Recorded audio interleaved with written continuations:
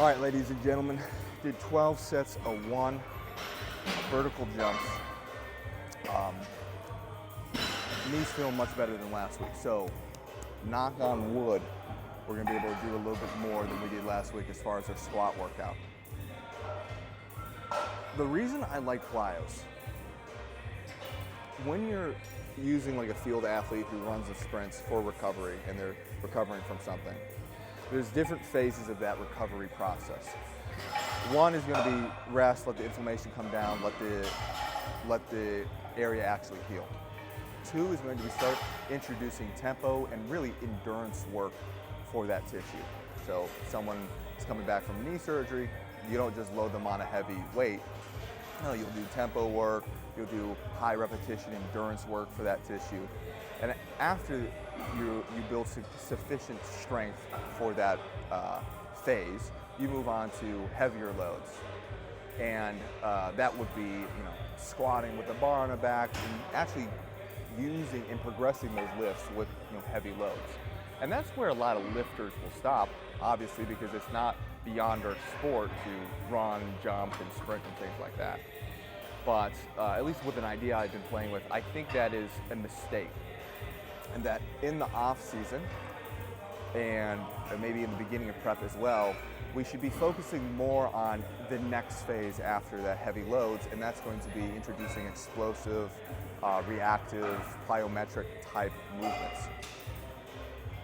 Your tendon will build, if we're thinking about tendons here, that's a lot of the injuries, your tendon will build with heavy eccentrics. And I forgot the exact percentages, so excuse me, I might be wrong, but heavy eccentrics would include I think it's roughly about 85% or more of your typical 1 rep max. So you can actually get a lot of that work done just by lifting heavy. And another tendon thing that they would do is also introduce heavy isometrics and whatnot.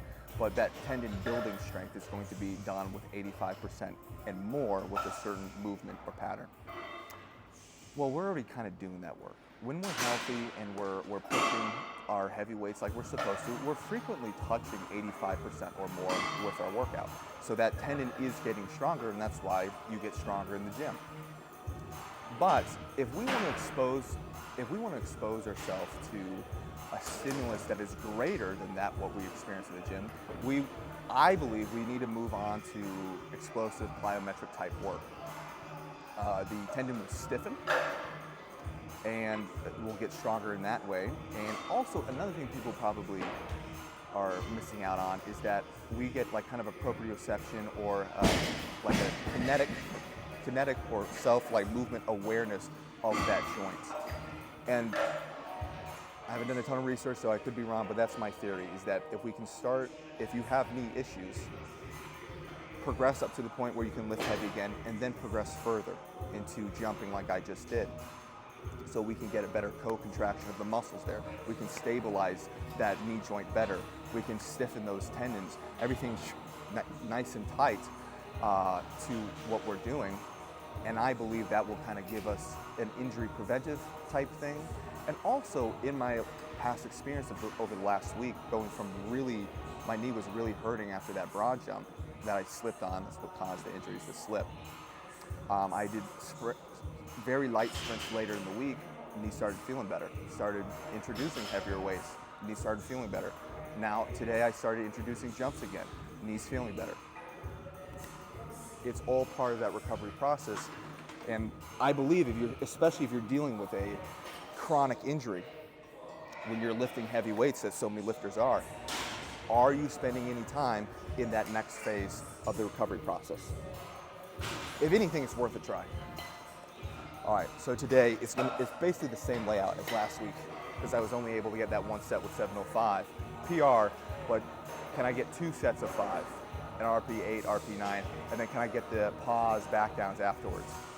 Progress to me is 1, heavier than what I did last week, and or doing a 1 extra set. If I can hit those 2 points, that's going to be progress for me. If I can do the back downs, that will also be huge progress as well. So let's get into it.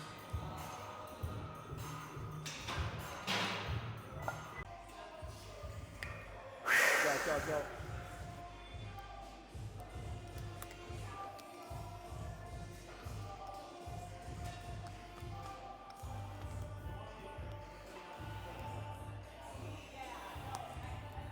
the fuck up, motherfucker. Ah!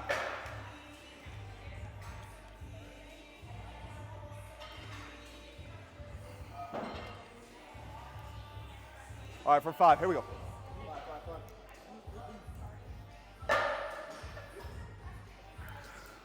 Yes, come on!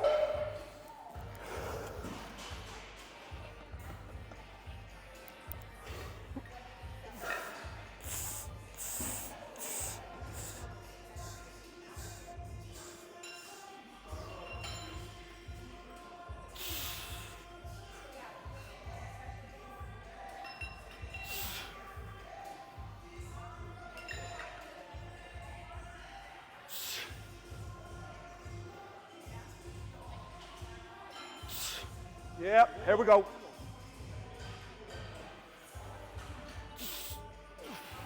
All right, lock it in. Nice. Woo! Sweet. I got one more. Yeah. Sweet. I live. I survived.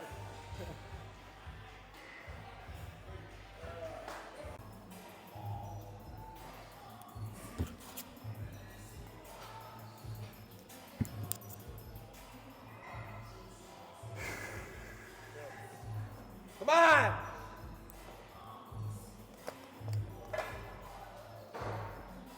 Oh shit, give me a second, guys.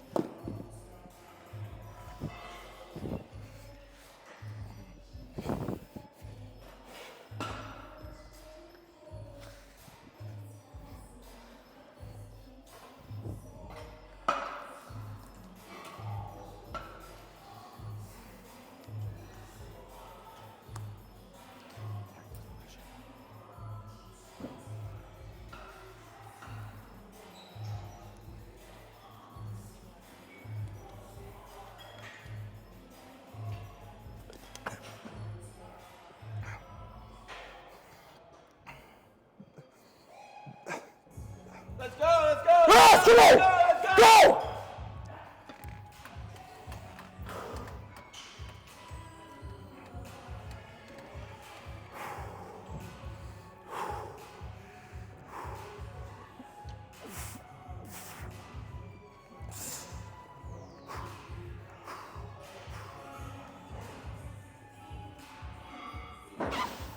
Yeah!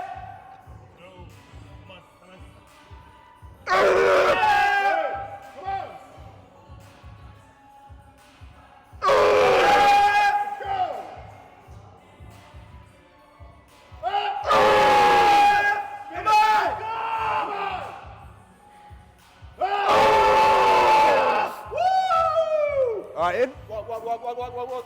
In. Good. Let's fucking go, Let's go! PR. Let's go. Woo.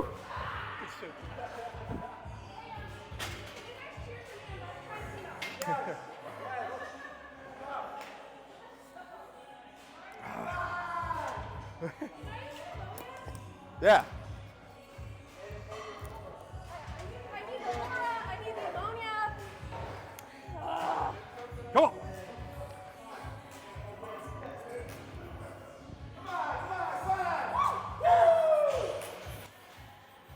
Come on.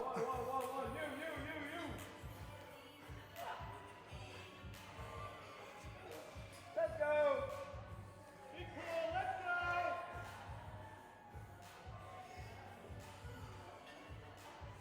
Yes.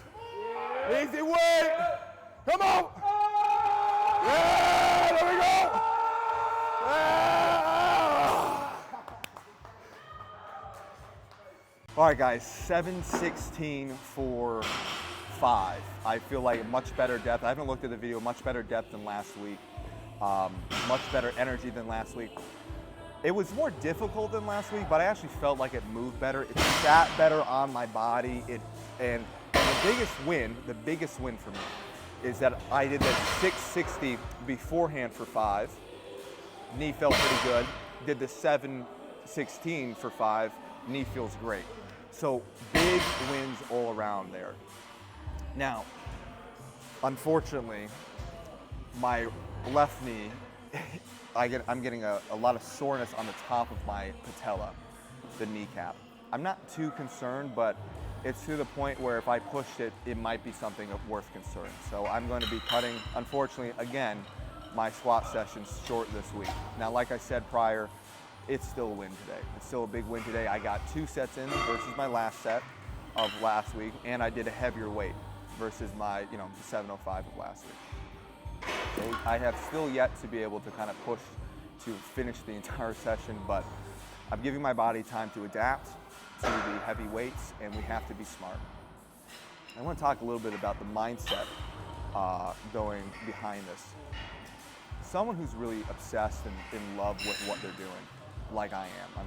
I would say obsessed kind of has a bad connotation to it. It's kind of like, it's not. It's a passion. It's a love. When you have a love for this, when you have a love for something, the issues with the injuries is not even the pain. The pain is it almost doesn't even register in someone's mind. It's more of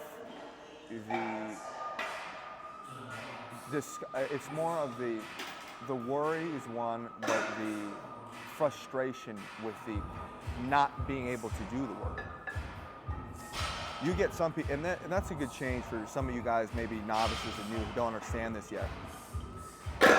Every elite lifter that you see, if that's your goal, every elite athlete, everyone who is elite at what they do, they have an advantage over some people, a lot of people. And that's they actually love the process. They love the journey. They love the work. I've truly fallen in love with the work. That's the best part. Coming in here, doing a little bit more, getting a little extra PR, doing just a little bit each time. That's where all the love comes from. What's frustrating and what can be very difficult is the disruption of that work. When an injury pops up again, like I said, it's not the pain, but it's my ability preventing me from doing the work I want to do. And as I've grown as an athlete, I've learned that, okay, maybe this session now might not be the best, but if I hurt myself more, that means more sessions in the future where I'm not able to excel the way I want to. So I'm going to take the wins where they are, and then I have to be smart with it as well. But remember, guys, find something. It doesn't matter what it is. You have to find the love in the journey. Forget everybody else. Forget everyone else, what anyone else is doing. Forget your competitors. Forget it. Fall in love with the process. Fall in love with the progress. Fall in love with the journey. And push your passion. The screaming and the yelling, the cheering and all that, it's just merely an expression of passion for me, all right? So, I'm gonna be smart, I'm gonna continue on with the workout. I'm gonna stop my squat session here soon because I do not wanna worsen it. But next week, I'm on the right path, and that's the most important thing. We have a small win. We got an extra set, and we got more weight. Big win, let's go.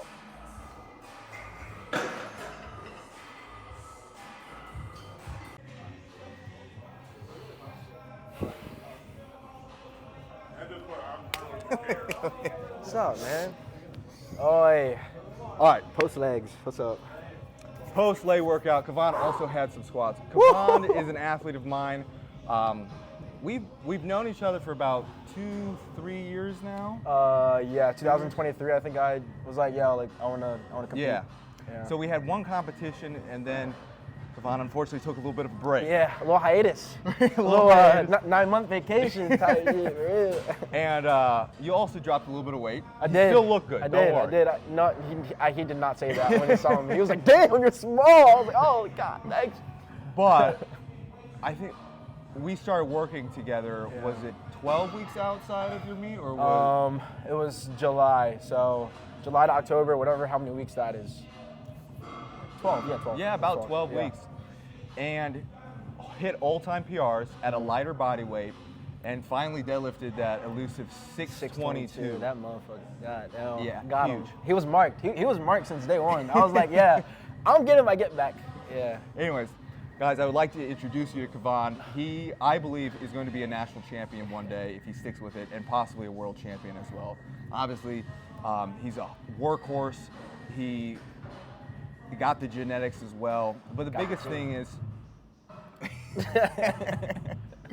The biggest thing, and I talked about this earlier in the video, is that the ability to kind of fall in love with the process, and that's what he does well. So when you see these people in the gym, you're like, damn, what's the secret? What's that? Yeah. It's falling in love with the process, putting in the work day after day after day, and staying injury free. That's the other one. Yeah. So, anyways.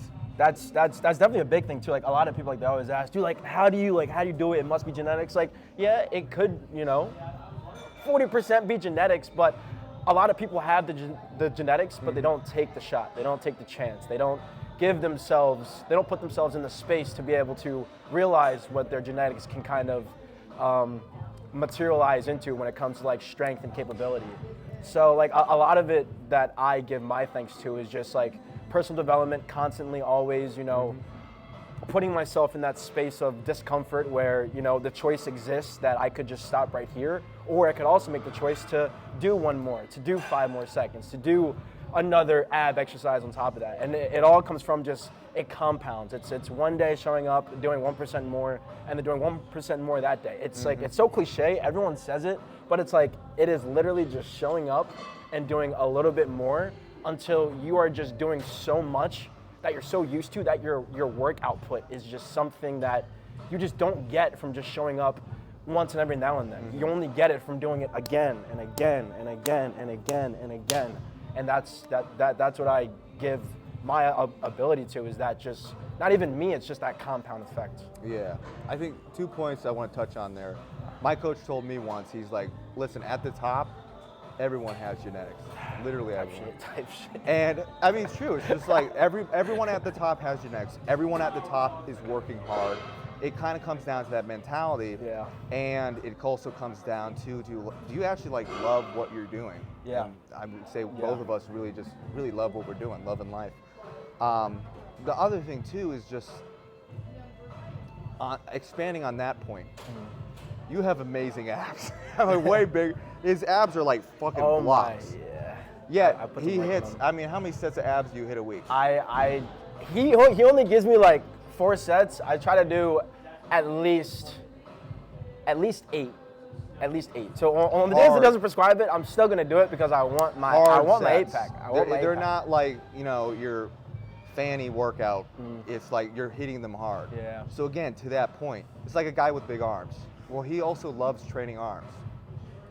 Fall in love with the process, continue to push, and yeah. One other thing I want to ask Yvonne about is that we started implementing giant sets. Now, Will Rattel talks about this, but that's basically you have a weight, you have a designated amount of time. Oh, God. And then you do as many reps as possible. And the benefit to it is that we get more effective repetitions. Jesus. So, like let's say those last 5 reps of an 8-set squat, those are like where the gains are actually coming from. That's the work. But when we're doing a giant set, correct me if I'm wrong, every single rep is like that. Every single rep is like that. I feel like I'm on like a sportscasting. Like the way we're going, bro. We need to start like sportscasting powerlifting meets. We look kind of cooked. I'm not gonna lie. Start talking shit. Yo, what do you think of this guy's? Oh my God, sumo! Nah. Here we go again, guys. No. But I think the giant sets. The giant sets are huge because, again, as I was saying before, it puts you in that space where it's like, I could stop right here, or I could do 2 more. I could do even 1 more. I could even just put myself in that space. And as long as I have my safety guards up, I know that I'll be okay. But it's having the courage to like put yourself, again, when you are really exhausted, you're 5 minutes out to go again and try to squeeze 2 out, try to squeeze 1 out. It's all about putting yourself in that space. Fight for a little bit more. And what he was saying too, that I want to go on top of, hold on, pause. What I want to add to is when it comes to like the whole genes thing, like, and I'm a true believer in this, your body will only go as far as you can understand that it goes, but your mind can go profoundly further. So you have the body. So would you say the body goes as far as the mind goes then? The body goes as far as the mind goes, but the mind can go further. As in like, you're doing your reps, but you can start to get more reps just off of your mindset, off of off of, okay, this is where the work starts. Instead of automatically thinking, oh my God, I'm tired, like I can't do any more. So it's always like when you're doing your workouts, yeah, you have your body, but you also have your mind. And if you're not teeing into that to that mind game, when you are at the end of that set, you're losing out on reps because you're only just depending on your body when you have something much more profound than your body. You have your mind. Yeah, absolutely. Kevon, where can they check you out? Dude, you can't, I mean, Facebook. I'm only on Facebook right now. I'm probably going to start up my Instagram pretty soon here because, I'm overcoming a lot of, like, just beliefs that I have about just myself and, what social media is. It's never the thing. It's always your thoughts about it. So I'm just kind of getting over that hump. So I'll probably be back on social media, who knows when, but soon. And I say soon with an asterisk because soon could be, Honestly, Yeah. I feel like, I'm trying to run a business. I try to, do all that. But if you can not have social media, it's probably for the Oh best. my God. It's, yeah. But then again, like, there's so much that, like, connecting with others that, like, I just don't have. But then again, it's like, I'm okay with it. Yeah. But it's something that I think if we were to time travel back, that they wish that they had. So it's unfair for you not to use it. You know what I mean? It's a tool that can be used for It's a tool. good or for bad, but Yeah. I do feel like just the way these platforms are built, chances are it's very difficult. Yeah. And I struggle with it. And also, I think to the flip side of that, I think that's why people like Sam Solik and some of the new YouTube guys are doing very well, is because it's very raw, very long, edited videos. I think secretly that's what people want. They just want to listen They and just talk. want raw. Yeah. Whoa. Pause. I mean, I might get a raw milkshake after that. Is that? All right, we're done here. All right, see you guys. Yeah, see you YouTube. Peace. Peace. End it, Tank.